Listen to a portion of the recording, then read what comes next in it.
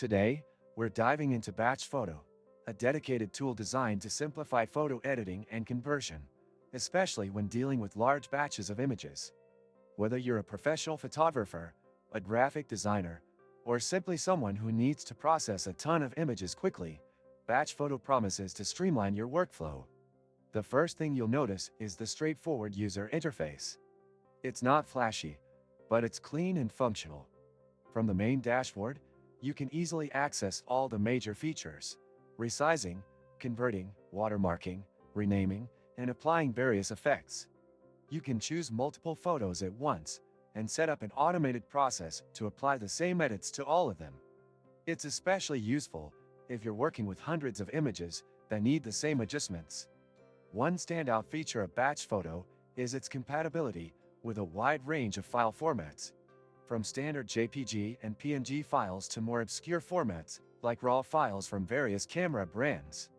The conversion process is quick and efficient, and the software even allows you to preview changes before applying them.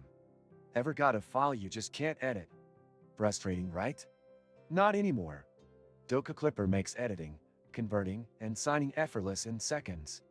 This and many other useful links you can find in the description. However, not everything is perfect.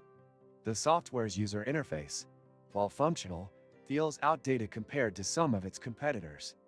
It also lacks some of the advanced editing tools you might find in more comprehensive photo editing software. But then again, BatchPhoto isn't trying to be Photoshop. It's all about efficient batch processing, and in that regard, it does its job exceptionally well. Another important thing to mention is the performance. Even when working with large batches of high-resolution images, BatchPhoto maintains a respectable speed. It also provides helpful customization options when applying filters or effects, allowing you to save preset profiles for future use.